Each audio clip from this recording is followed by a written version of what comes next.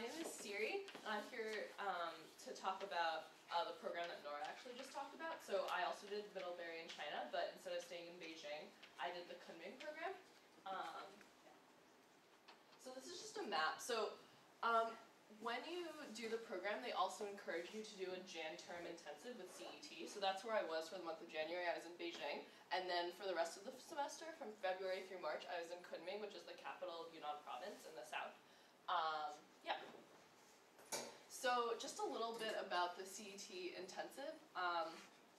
I had applied to the Middlebury, the Hung-Ying program, and it's not as well known. It's not like a huge city, so I definitely wanted to do the intensive program so I could experience like Beijing and also kind of get that like intensive head start.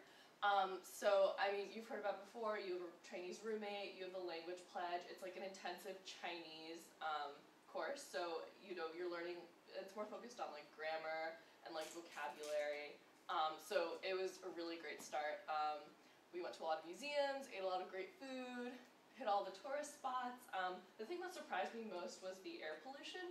I know it was the first time I was in Beijing, and I had heard all about the air pollution beforehand, and I was like, oh, okay, you know, whatever, it'll be fine. And I got there, and it does make like a huge difference, and I was really happy that I was going to Kunming later in the semester, so just like something to keep in mind. It's nice sometimes. Sometimes the sky is blue, and you really, really every once in a while. Yeah. Yeah. So then I moved on to Kunming. So just a little bit about Yunnan province. It's down in the south. You saw it in the map. And Kunming, which is the capital, is known as the Eternal Spring City because the weather is wonderful year-round. It's really mild. You're basically in t-shirts and shorts. And it's very interesting geographically because in the north you have Tibet.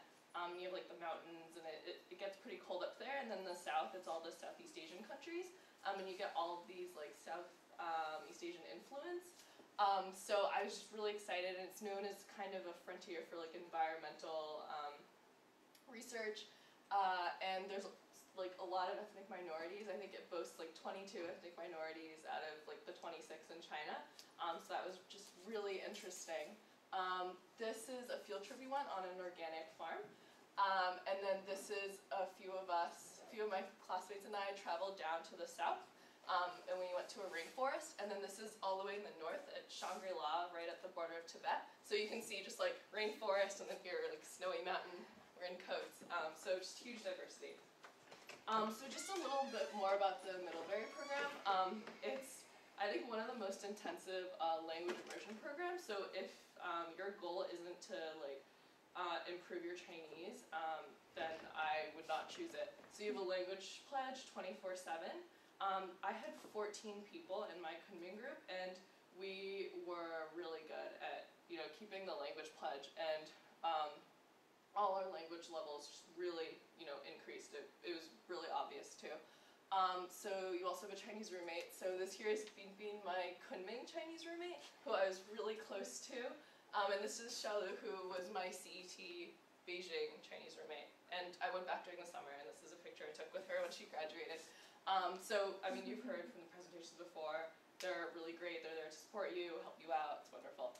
And then another factor about the Middlebury program is basically throughout the whole time you're working on a thesis.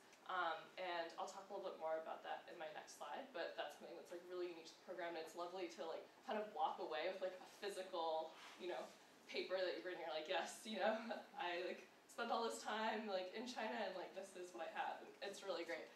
So just my classes, so you take 4 classes, and they're content-based, so it's not like the CET like intensive program where it's all like grammar and all that stuff. You're actually taking classes, in Chinese. So I took ethnic minorities studies, contemporary issues, Kunming city studies, and then you have a one-on-one class, so you choose the topic, and that's where you do research for your thesis.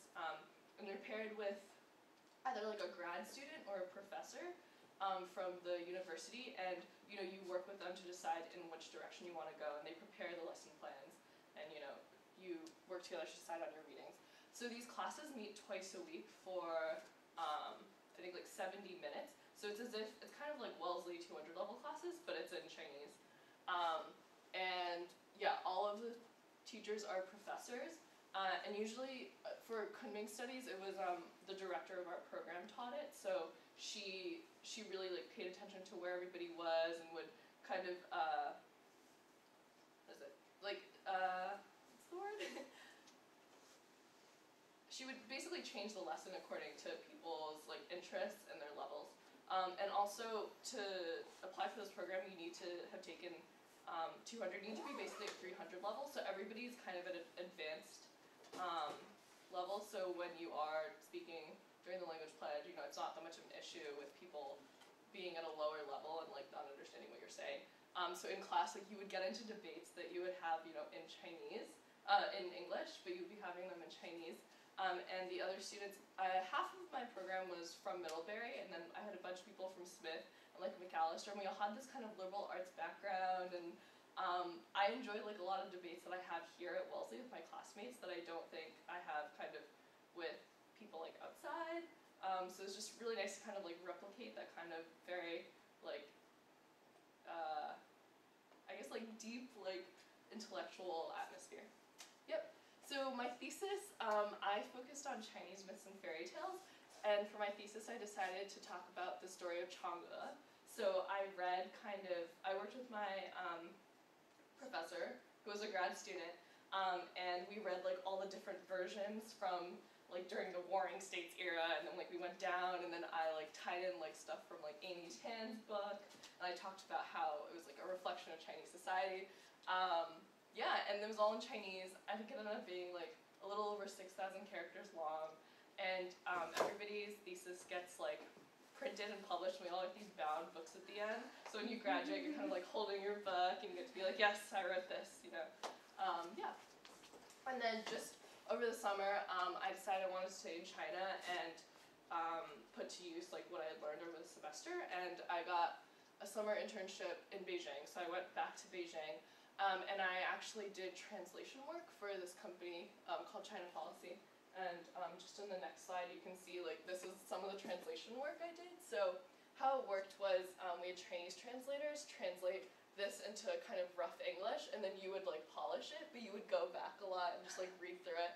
And yeah, I mean, I could do anything like this before doing the my semester in Kunming. So I mean, I think this just goes to show like how much of improvement that was. So yeah, I really enjoyed it. It was really intense. It was not a break. Like if you're looking for a break when you're going abroad, this is not the kind of program you want to apply to. But if you're willing to put in the work, it's intense, you get rewarded for it, and it's a lot of fun.